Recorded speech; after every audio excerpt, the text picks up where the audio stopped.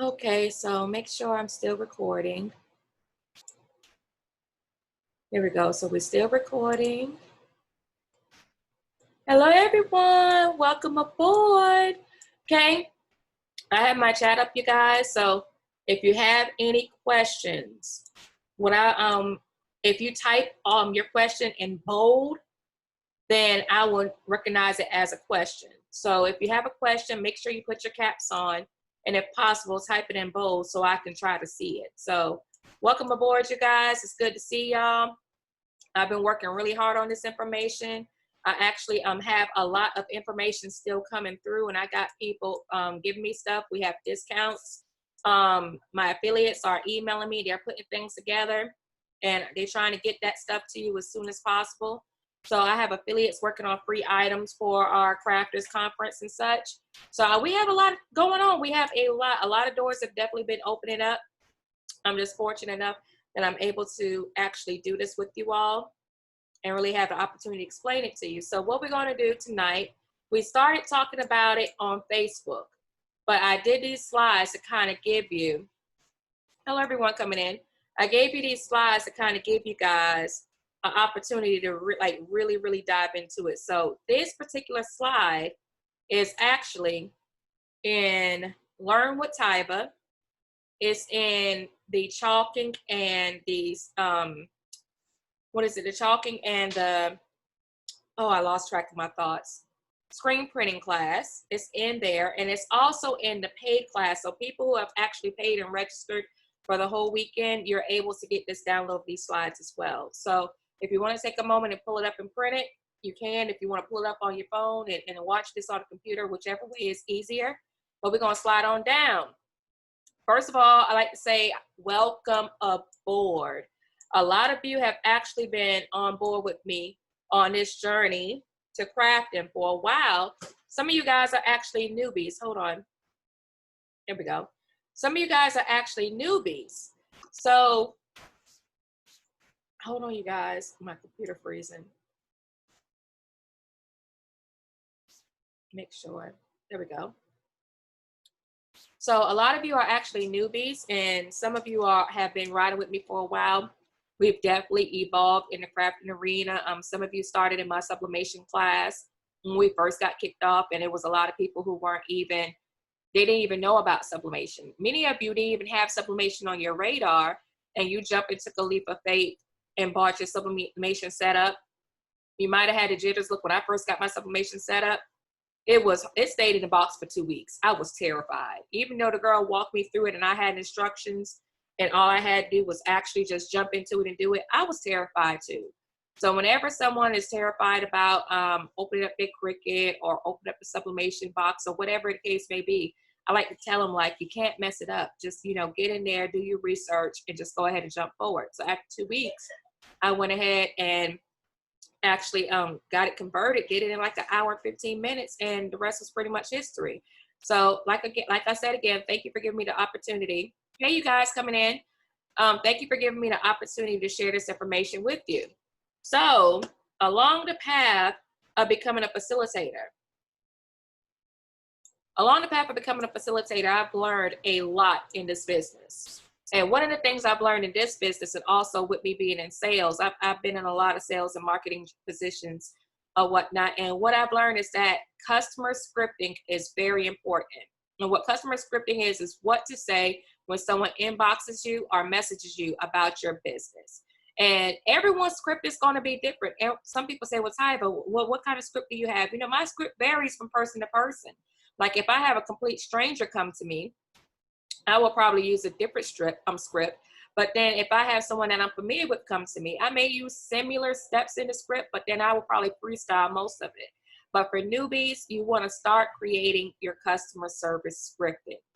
So keynotes about customer scripting is that you want to be able to own the conversation. What does it mean to own the conversation? When you own the conversation, you're able to direct the customer. It's almost kind of like how you would think a shepherd dog will actually like herded sheep. You want to kind of like own the conversation and saying, hey, my name, your brand, your presence. Hey, yes, I do make t-shirts. My name is tyvalittles. What kind of shirt would you like to have done? Do you have any designs in mind? And when do you need these shirts? Those are direct questions straight into the greeting, from the greeting on into qualifying. So you go into the greeting, into qualifying, you listen to what the customer has to say. So greeting the customer, even if they do not greet you. I've seen quite a few of you like, hey, if this customer jump in my inbox and do not greet me, I just feel some type of way. But like I said earlier, in the other live, I said that, you know, some people weren't raised up with the same upbringing as ours. So don't always take to heart when people don't speak. You know, just go into your pitch. Say, hey, good morning. Yes, I do make t-shirts. My name is tyvalittles. You know, and then go into your scripting. Qualify the customer to ensure that you can meet their needs. That goes with those 3 questions I told you about earlier. You know, you can use different questions, but the point of qualifying the customer is to see if you're able to provide them with the service that they're asking you to provide. What I see a lot of newbies take a tendency to do is they take orders and they have never made it before and they don't even know what they're doing. Do not take these people money if you don't know what you're doing.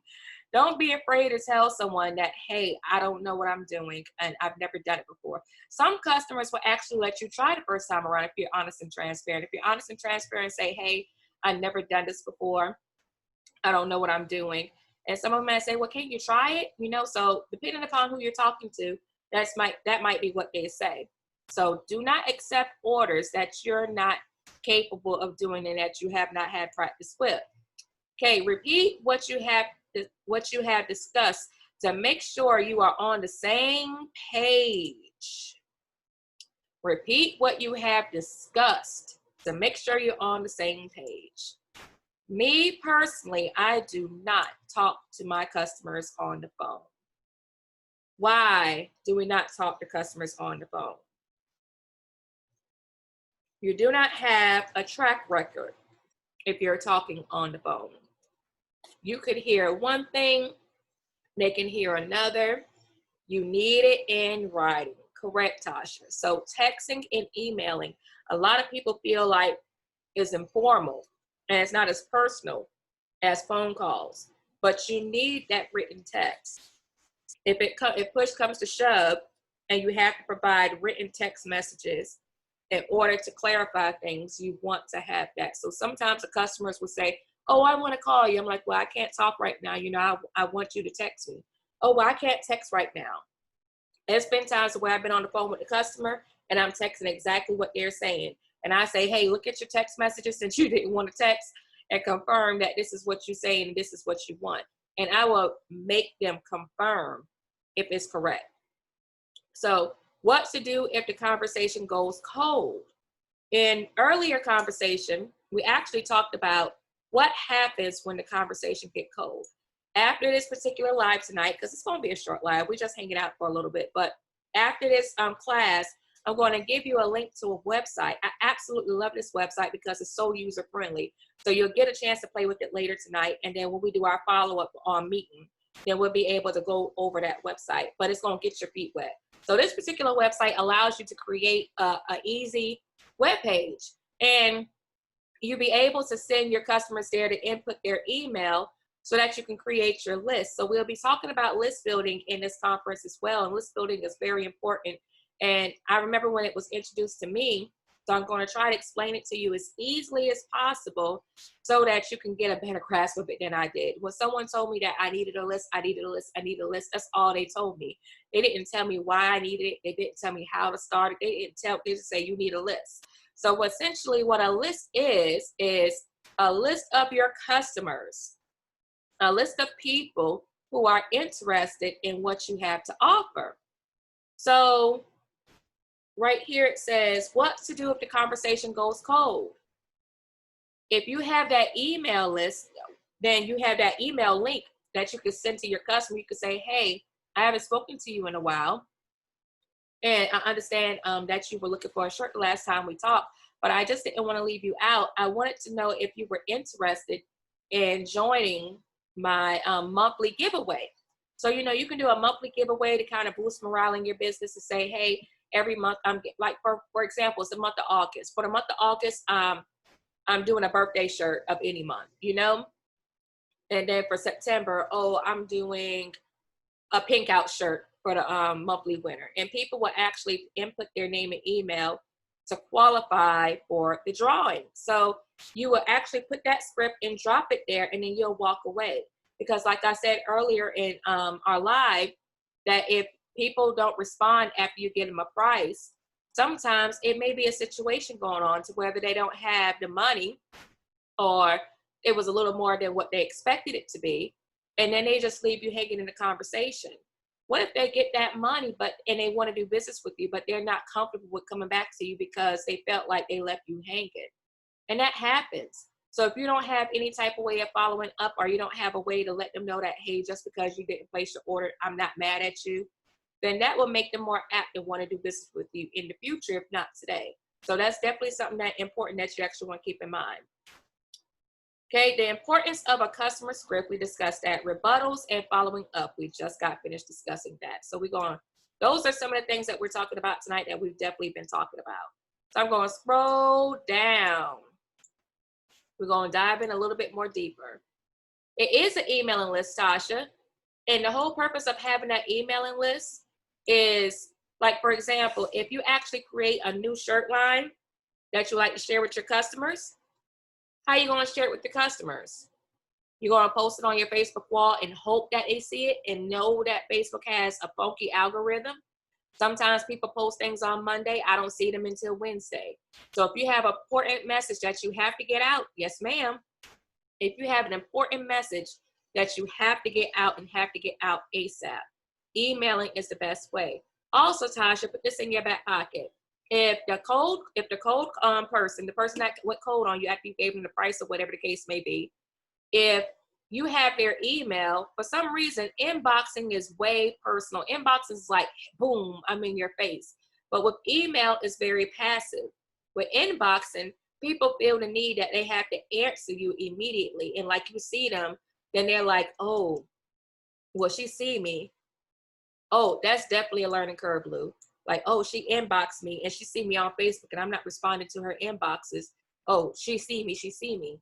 But if you're sending something like an email, we can tell if they open it or not, but they can't tell if we know if they know they open it or not. So like, oh, I could just take a peek at this email. It's very passive. It's a passive way. Having their email is a very passive way to stay in contact with your customers and to keep them informed. So that's one of the reasons why having an email list is very important. I wish someone actually explained it to me in that plainly. You want to have a way to follow up with your customers. You want to have a way in order to keep them informed. So yes, you do need a list of people who are interested in you. Okay. So over here to the right, I have different prompts. Do you make shirts? Good morning. It's nice to meet you. Yes, I do make t-shirts. How many do you need and when do you need them? Those are the questions. Essentially, this is really my script. This is what I really stick by. Your script does not have to look like that. This is just basically a guideline. You want to be able to put it in your own voice and put it in your own voice the way you can achieve that goal. So here are two options. I need t-shirts next month, about 20. I love those orders. In a perfect world, all my orders will be like that. You hear me? I will go straight to TeePublic, which as a matter of fact, everyone that's not on TeePublic needs to click that link and go ahead and get set up because we're going to talk about that too. So I will kindly just design that shirt, drop it in TeePublic and let them do that. And by the time the shirts come, I'll go ahead and press them and fold them up and put them in t-shirt bags. And I will still probably have a week or two left to spare. So I love orders like that. The next one is I need a t-shirt by this Friday. And if they're doing the same week ordering. So like suppose they might be ordering it from Monday and they need it on Friday, or they doing it on Wednesday in the same week. I really don't take same week orders because most of the time I have a lot of things going on. So I always tell my customers 1 to 2 weeks in order to place their order. Every now and then I get a last minute order. But when I get my last minute order from my customers, they're pretty much desperate by that time. They just want, oh yeah, Shannon. By the end of that, by the time they get to me like tyva, I don't even care how much it costs. I just need a shirt. So I like getting those customers too. So those are the two types of customers. With your keynotes, depending on your business and policies, You want to discuss with the customer what you can do for them. So now that means you need to come up with your own business practices.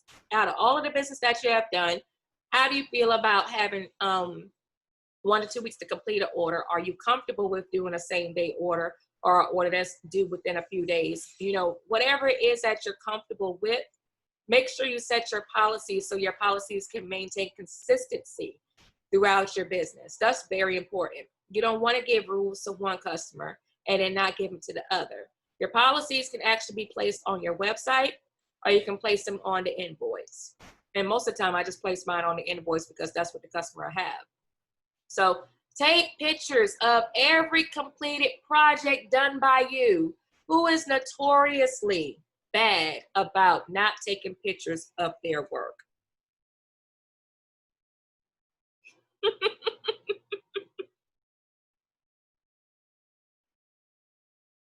Look, I pick on my mom. I was like, Mom, we gotta take a picture. We gotta take a picture. And Mom is like, oh girl, I forgot. I didn't take no daggone picture. And then when I first started, I actually was very bad about taking pictures. So take pictures of your work, even if it's not for a customer. And I'll tell you why. Take pictures of your work, even if it's not for a customer. I mean, yes, even if it's not for a customer, because one of the things that customers do is that, yeah, it is real easy to do. So one of the things that you got to take those pictures. One of the things that customers ask for is they want to see your work. So I'm going to tell you how this is going to play out. If you have an Instagram that's public, that's a great way to catalog your work. Or you can do a public album on, you can do a public album on Facebook. So you can do a public album on Facebook. You can do a public photo on Instagram. And that way, whenever you're actually doing your photos, you got to take photos of every single thing so that they'll be able to see. Because then they're going to come in the inbox. Then they're going to be like, well, shoot. Well, what do you have? Can you show me some things? Can you show me sample of some things or whatnot? And you're like, oh, well, I ain't take no pictures. See, look, see, your mama said she still don't take pictures all the time. So creating an album will give them the opportunity to show off your work. So before you actually do that, if they do say, hey, can I see some of your work? That's a perfect opportune time to say, hey, I also want to add you to my monthly drawing. That's that middle paragraph in the yellow section. So I'm going to read that real quick. This conversation, the qualifying part of your script and conversation is the most crucial point of your business. What you tell them next will determine if they will do business with you or not. So scripting is like really small to people, but when you have a good script and it's a consistent script and you're able to spit it out, you're going to close on a lot more sales. You're going to look a whole lot more professional. So number one, ask them if they would like to sign up for your free monthly drawing. I'm using the free monthly drawing as an example. Maybe you can be creative and come up with something else. But you want to do this so that you can bring them into your business. You want to welcome people into your business, into your space. When they come into your inbox, they're shopping. When you set them up with a free drawing or welcome them into something else that you have to offer them, you're welcoming them into your space so that you can stay connected, even if you don't stay connected via inbox. So you want to bring them into your space. If they say yes, you send them. If they say yes, you send them to your drawing page, they input their email, and then you add them to your drawing. So it's very simple. What does this do? It allows you to follow up with them if the conversation goes cold. You will be able to keep them informed of what's new in your business, and they will get to know you. You want to grow your list of interested people. Exhibit A. A lot of you all found me on Facebook. Some of you found me through YouTube, my YouTube tutorials, and you came on. Some of you guys saw a live of mine. Some of you were recommended to me. So along with that being said, you were able to learn about me through what I teach you guys. So when you're able to stay in constant contact with your people and they get to know you and they realize, you guys know that you're not just another number, you're not letters on the screen. I recognize you as actual people. That is what you want to do in your business. You don't want people, you don't want to look at them as your customers. You want to look at them as people. So having an Instagram or a public album on Facebook is a great way to catalog your work. You guys, it takes 2 seconds to catalog your work. It takes 2 seconds. Build your album. Give people something to look at. It's going to be something in that album someone see that they're going to want to buy, and that's money in the bank. Okay? With your public Instagram link, you're able to add that on business cards. So if you're passing out your business cards and you have your Instagram on it, one thing about Instagram, if your album is public or your page is public, even if they don't have an Instagram account, they're still able to view your pictures. Now, the next thing, notorious. Oh my gosh. If a customer says you come up with something, don't come up with something. You see, I put that in bold yellow. Ask for examples of what they expect to receive so you can best meet their expectations. This is a customer service pitfall in creative work. People will want you to spin your wheels, creating something, doing mock-ups. They just want to, sometimes, I'm not going to kid you, I think they just want somebody to talk to. That's my only reasoning for it. My only reasoning for them saying to do examples or to come up with something, they just want to talk. Because in most cases, and what a lot of people have actually admit is that when they say, when you've actually heard someone say that and you do the shirt, they end up not liking it or they want you to change something about it. This is redundancy. That means that you have to back up and you have to do something else differently. What's even worse is that if they have not paid a deposit, get your deposit. If they have not paid a deposit and you actually created a t-shirt that they gave you permission to do something with, but it wasn't what they expected, don't do that to yourself. Please don't do that to yourself. Make them go on Google themselves and find an example, because if you don't know their vision, you can't make their vision come true. So that's essentially what it is. Make them go on Google and find what they want and to give it to you. And if they need inspiration, send them that public album or that Instagram so that they can see your work and possibly be inspired. Okay, so on the next slide says, please send me pictures of what you would like to have created for you. That is what we would say. And then they would say either, can you send me some samples of your work? This is the conversation we're going into. And this is this too. Sure, you can go to my Instagram to take a look at what I have done. Here's my public Instagram link, insert link. So this is what I will normally say. Sometimes I switch the wording up, but here's the meat and the potatoes. So by them seeing your work, this is an opportunity to wow them. Show them what you're capable of creating. Do not spend an hour creating and sending them examples of what you can do with their vision. Mock-ups should be done when they are closed, when they close on the sale.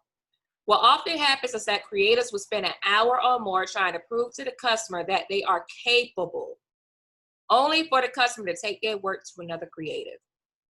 In this moment, they are looking for the most reasonable price. Don't forget, even if it's someone that you know, if they come in to patronize your business, they are customer first. We all know customer behavior. If this store has it cheaper than the other store, we're going to go to that store. If this store has better parking than the other one, but the price might be a little bit high, we're going to probably go to the one that's with parking, or we're going to get mentally ready to go to the one that has the bad parking. You know, even though our family are our family, when they make purchases from us, they automatically become consumers. Consumers have the most ficklest mindset. I mean, it's just really tough when you're in the service industry, how tough it is with people in the service industry. So don't spend 1 hour to create their vision. If they want to see examples of your work, send them to your public album or Instagram. If this is your practice, this particular practice, if you choose to do this, this is what I mean. If you choose to do this, this is what you do. Tell your customer that you will be able to give them a mock-up of their work and their vision after the order is paid upon. Some people don't want to pay for the order until they see a mock-up. You know, it's unfortunately in this business, if I send a mock-up, I try to remember to put a watermark That is a must, Jennifer, a must. So sometimes people really don't want to spend money unless you can produce their vision. And that comes to a part of trust. So let me read your comment, Amelia. I had a customer have a rush order of birthday shirts. I created, and the daddy went somewhere else and had someone else do them. She came with her daddy, brought everything, and I didn't know what I owed you, the same price that it was quoted. Oh, oh, wow. Amelia, I tell you. See, these are some of the things that we needed to know in the beginning, and these are some of the things that I didn't know in the beginning. You guys, I got stuck with a shirt that I've had for almost 3 years now. I still have it in the shed, and she didn't come and get it. So I'm like, don't do items without a deposit. Yeah, that really sucks. Don't do items with. I probably have 4 shirts that people didn't come and claim when I first got started, and it served as a huge reminder. I need my money up front, at least a deposit, depending upon how big the order is. So everyone, look, each one teach one. If you're a newbie getting into the crafting business, make sure you take these tips that these girls are giving you, and make sure you re-listen to this lesson to make it stick. Yep. So once they have decided on a design, then it's time to close on the order. I mean, sometimes that's the worst lesson to learn, sissy, but the best lesson to learn. It pretty much is what it is. Okay, pricing your creative work. You guys, look, pricing your creative work. Okay, what you said in each, I'm in the process of learning shirts. I do cups. I had some people do me that way. Yep, there you go. I got stuck like that with wine glasses 2 times. That's why. Yes, ma'am. You guys, look.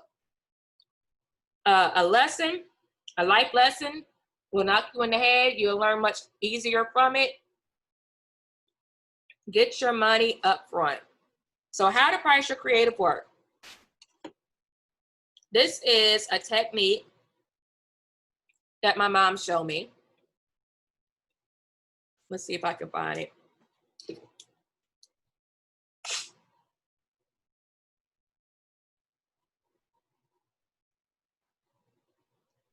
Hold on, you guys.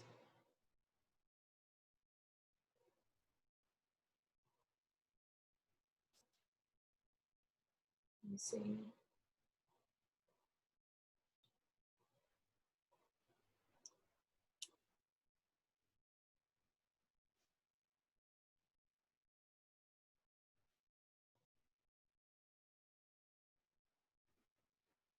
Okay. Get my calculator up.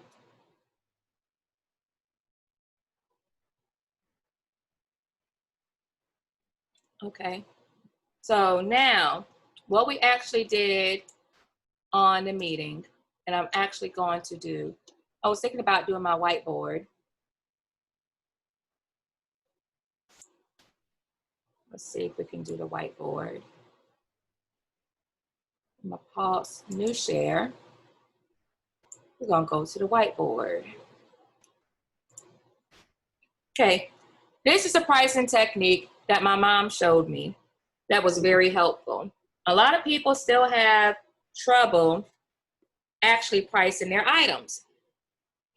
Hopefully, I can explain this in a way that makes good sense.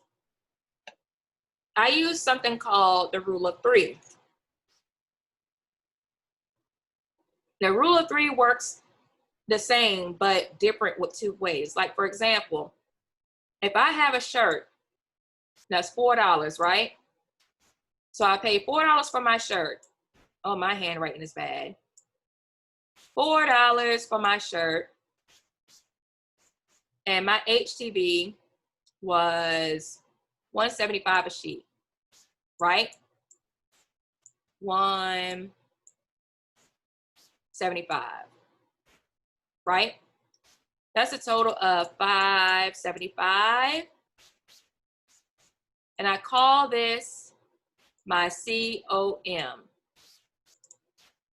COM stands for cost of materials. So my shirt and my HTB, that is my COM of $575. So this is what it's going to cost for me to create that shirt. Now, what my mom taught me was how to multiply that times 3. So 575 times 3. My high end is 1725. Then I multiply it times 2. So 575 times 2, $11.50. So you said, Tyva, what does this mean? We're going to go back over it.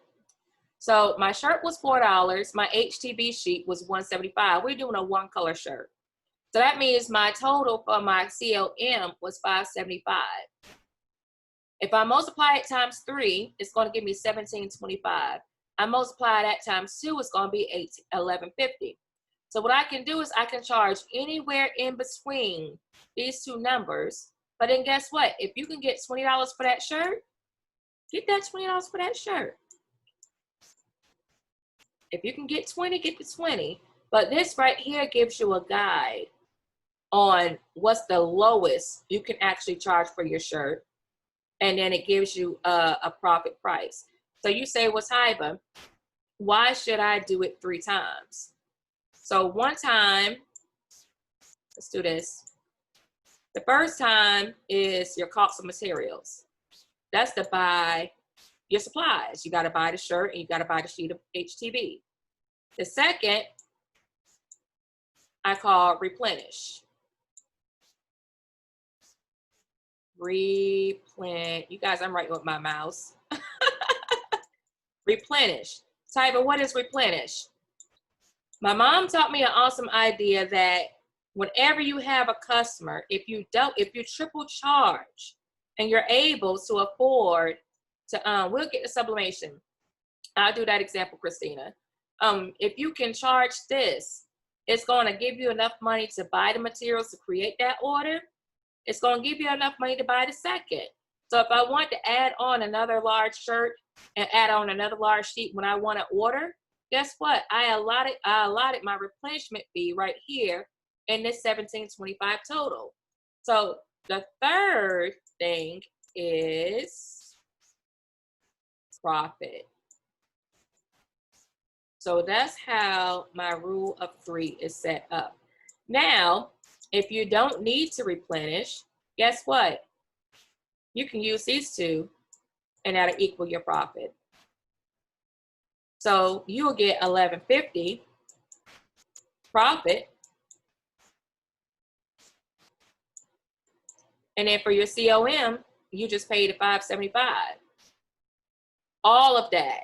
Tasha, when you add all of that, like look, with here and here, I didn't add the wear and tear on my heat press. If you want to add the wear and tear on your heat press, if you want to add, like you said, the packaging, if you got a t-shirt bag, you want to add that dime in it because you put it in a t-shirt bag, do that plus. Look, that 10 cents, you want to add in all of that to get an accurate amount of how much it's going to cost. Even adding taxes and shipping. You know, if I say $175 per sheet, that's not true because I have to pay shipping. So if I get 10 sheets and let's just say it's $175 per sheet times 10 sheets, that's $17.50 plus shipping was $6.25, right? That's a total of $23.75. Those sheets are no longer $175. Let's divide it by 10. Those sheets go from $175 to $2.38. Yes. So I add into my shipping. It's no longer $175. Those are the pennies. You guys, look. If I didn't add in that shipping, it would be $2.38. So let's subtract that from $175. I miscounted almost 63 cents from my math. That's why, and that 63 cents, that's a big difference when you start doing your budget and when you start counting, and then it's money unaccounted for, you know? So you want to account shipping, you want to account for your packaging, Your COM doesn't just have to be just the shirt and the HTB. It needs to be included with everything that it took in order to produce that product. So you're like, oh, people are like, well, how you charge $20 for a t-shirt?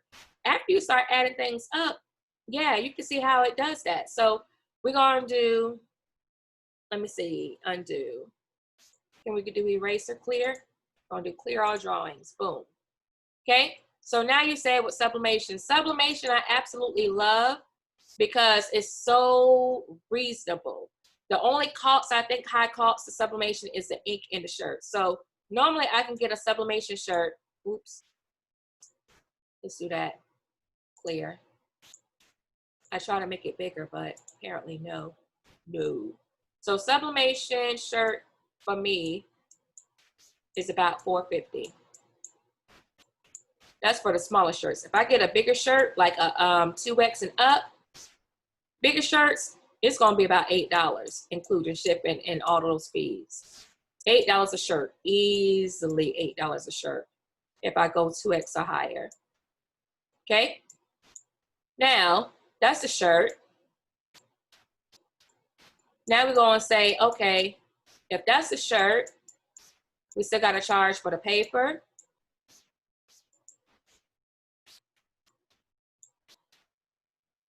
We still got to charge for the ink.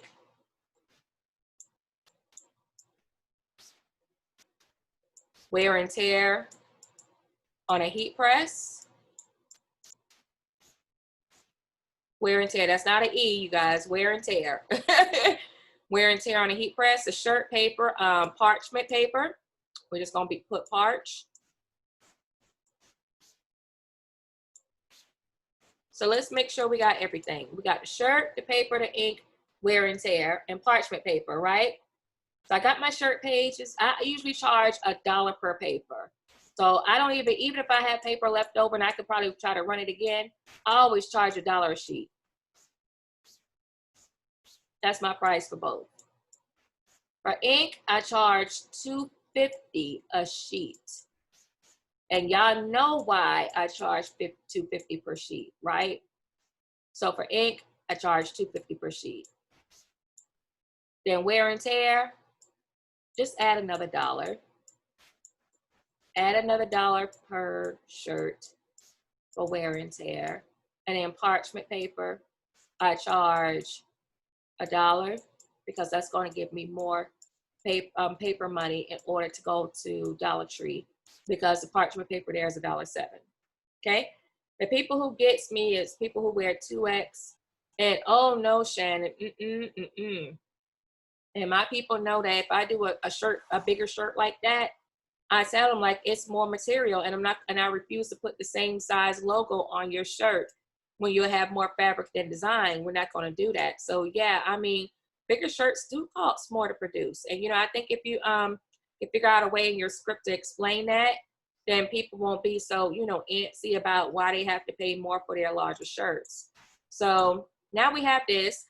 Now suppose I did like the small to large shirt, like you said, or the small to extra large here for $4.50. So we have $4.50 plus $1 paper plus $2.50 ink plus $2. So my COM for this particular order is $10. Cost of materials to produce a sublimation shirt is $10, which is actually really good. This is a really good price, because if it costs me $10 to make it, and I don't have to do any weeding, and I don't have to do any HTB order, all I have to do is just print and press, you can actually sell this shirt for $15, $20, or $25 and still have a good profit. So if the shirt was $8, let's do it again. 8 plus 1 plus $2.50 plus 8 plus 1 plus $2.50 plus 1 plus 1. Look at the difference of that, you guys. $13.15. Paper should be a little bit more. Valencia, look, I got the hook up on my paper. Look, I buy my paper in bulk, and I'm able, like, I still have paper that I'm fishing off that I've had since last year. I bought over 1,500 sheets of each size. I got the 13 by 17. I have those sheets. I have the 8 by 11s. I was able to, the butcher paper is really reasonable too. It's actually less expensive than the parchment paper from Dollar Tree.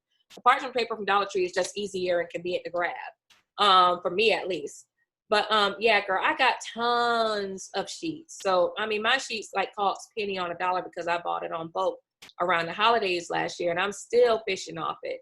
But make sure you do your prices to where you do your COM. So that kind of goes back to what I said earlier. Like somebody will send me a picture of something, say, hey, Tyva, how much do you think I should charge for this? I'm like, I don't know, because I don't know what your COM is. You know, I can't just price it by how it looks. You want to do the math. So all of the products that's in your business, you want to be able to do the math so that you're able to price correctly and not shoot yourself in the foot. This was one of the worst things that I've actually did in my business. In the beginning, I was charging $12 and $14 for my shirts, but a roll of vinyl to do one shirt was $17. So I was noticing that I was spending money to make money, and I had to sit down and write down my costs. And this is one of the calculators that I use. And I was like, no wonder I'm not making any money. I'm spending money to get people what they want. So that's when I started trying to find vendors with lower cost HTV and lower cost t-shirts and supplies. And that's when I really started paying attention to my COM. So that's pretty much it for that. Let's go back to share screen. Get back on target. Okay, so we're scrolling on down, scrolling on down. Scroll it on down. Pricing your work. Use the rule of 3. We talked about that. Put the items that you need to order in your shopping cart. So we're talking about scripting, right? Customer gave me a script. Customer told me what they wanted me to do for them or whatnot. And then guess what I do? As they're telling me what they want me to do, guess what I'm doing? I'm going in the shopping cart. Oh, I need 10 shirts. What are the sizes of those shirts? And they give me the sizes of the shirts. I go into Jiffy. I go ahead and put them in the cart and see how much shipping is and go ahead and get that amount and divide it up into each shirt so I can get a price for each of my shirts, and I'll write that down. Then they give me the colors of their HTV. I go to my HTV vendor, put those colors in the cart, add the shipping to it, divide it into one sheet, write that down.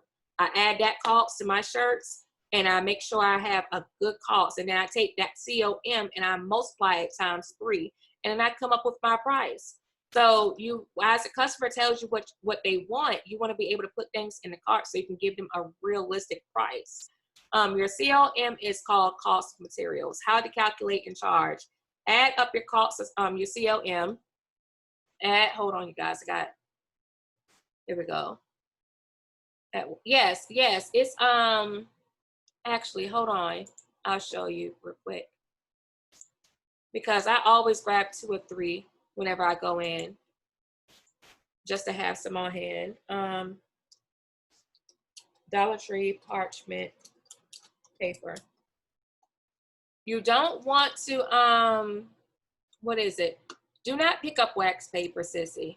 Do not pick up wax paper. Wax paper will not do good. That's not what you need. So it's in a green box like this. See if you can see it.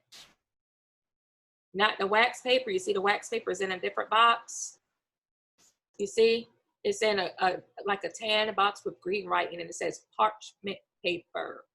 Make sure you get that parchment paper and not that wax paper. That's very important. So cost of material, COM. Add up your costs, then multiply it times 3 to get your high number, then multiply it times 2 to get your low number.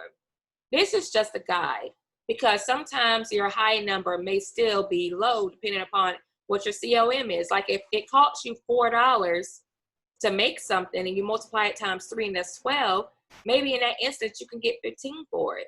So this rule is just a guide to help you figure out, okay, what range would it be for me to make sure that I don't go in the hole with my projects and I don't pay for someone to have what they want. So choose a number between those 2 numbers or within that range. If you can get paid more, great. This is just a guide. So that's what I said there. We're going to go up. We have another conversation. You give them your price. Someone says, that's too much. I know someone that can do it cheaper. I hope I did not trigger anybody. I've heard that on many occasions, many. So that's scenario one. Scenario two, if that price fits my budget, what do I do next? So they're okay with going on with the order. So if they're okay with doing the order, great. I will email you your PayPal invoice for payment. What is the email you would like me to send this invoice to? So I don't know what kind of processing you guys use. I use pretty much whatever the customer uses. I use PayPal. I use Stripe. Sometimes I use Square. So you can fill this in with any other part of your, if you use a different payment service here, you just fill in the blank, and that's what I say. If they say that it's too much, we talked about this earlier, I say, I'm sorry that this order is not within your budget. Thank you for considering me for your order today. Have a great day. Also, you can put, this is where you can actually put if you want them to actually join your monthly. So, and let them know what your monthly sweepstakes or monthly giveaway is. Whatever promotion you want to do to get them to do their email, so you're able to follow up with them with okay, good idea, Lou. And I said the best thing with that is to send them somewhere they can input their email, so when they do decide to purchase with you, that they'll be able to get in contact with you. So if a customer wants to go back and forth and haggle your prices, do not spend time explaining your prices. If you have done the math that we've discussed, trust yourself and trust the process. Don't ever let anyone make you think that you're overcharging them. If you're doing the math and you do that COM, that's the price that it costs. Also, depending on your sales techniques and company practices, you can close a sale by marking up higher so that you're able to offer a discount if they decide to close their order that same day. Now, this has been a very good technique that I've used when I first got started with my t-shirt business. I would start at a higher price on purpose, just to try to give them a lower price and saying, if you close on your price today, I will be able to give you a $10 discount. So under normal circumstances, yeah, my shirt might be $35, but that's the high end. You remember we did that multiply times 3? So that's the high end price. So the high end price that I showed you last time, I say, okay, well, charge the high end price. And if they pay it, that's good. But if they want to haggle with you about it, say, hey, if you can, what your low price was. I think our low price was $13.50 or something like that, or $11.50. So if our low price is $11.50, our high price is $17 and change. You know that you cannot go no lower than $11.50 or $13.50, whichever the number we chose. You can't go no lower than that $13.50, or you'll start cutting into your profits. So say, well, shoot, if you actually close your order now, I can give you the shirt for $13.50. And you want to know your numbers so you're able to do that. Oh, how much is that shirt? Oh, this shirt is $25. Oh, well, that's a little bit too much for me. Well, if I send you my PayPal link and invoice to actually close on this order, I can give you $5 off and I just charge you $20. So that's a passive way to close the sale. Now, if they say $20 is too much, then you go right back here. I'm sorry that this order is not within your budget. Thank you for considering me for your order. Have a great day. Most of my customers, they get a new customer deal. I usually cut them a deal their first order. So when I cut them a deal their first order, I let them know that, hey, this is a first-time customer deal or whatnot. Here's the regular price. This is how much you're saving. So I put all that information on the invoice so the customers know that, hey, this is not the every time price. This is my price for becoming a new customer. So there are different ways that you can actually spend different programs within your business that's going to encourage people to do business with you. So definitely get that thought process rolling. When we actually go over some of these things over the weekend, then you'll be able to bounce some ideas off to share some of your ideas with the other girls as well. This part of the process should not take long. Either you're going to be doing business together or not. Just because it's a no today does not mean it will be a no tomorrow. So if they stop talking to you, they won't reply to you, customers are just really fickle. Sometimes that happens. And when that happens, you just make sure that they have their email in your list. So that way you can contact them in a quote unquote less threatening way. Let them tell it, then just jumping in the inbox. So invoicing. We are going to be talking about invoicing tomorrow. We got about 9 minutes. We're going to go ahead and wrap up. but we're going to be talking about invoicing, how to create great invoice how to create a great invoice, techniques not commonly known. So what I've done, and I've been spending a lot of time with invoicing, because essentially what an invoice is a contract agreement between two parties. So God forbid if you ever have to go to court. If you do not have no refunds on the deposit, I actually posted a situation on the computer about this young lady who actually had a contract with someone. See you guys later. Look, she actually had a photo contract. She was a photographer, and one of her customers got mad about something that she posted on Facebook, and she said, hey, I don't want to do business with you anymore. I need a refund with my deposit. And the contract actually said no deposit. So she didn't have to pay her back her money because on the contract it said no deposit. So had that not been there, she could have bought materials, she could have invested in other things, and she still would have had to pay that money back to her, which would have been very, very unfortunate. So make sure you get the proper scripting done, because that is important. So that's that. We're going to scroll down. We got about 10 minutes for questions. And also definitely start working on your lessons tonight. I'm going to actually be uploading a lot. The website that I told you that you'll be able to get your email list from, I'm going to upload that after we leave the slide. We're going to discuss more about that this weekend, but you're going to get your feet wet with it. This is my free class to everyone. So if you have not registered yet, you won't be able to take advantages of the classes on Saturday and Friday and Saturday. So I highly encourage you, if this information is valuable to you, if you would like to know how to make your t-shirt website and all of those items, and just know how to really run your business and boost your business, then you definitely want to get registered. So what I'm going to do is I'm going to unmute. Let me see. Just one moment.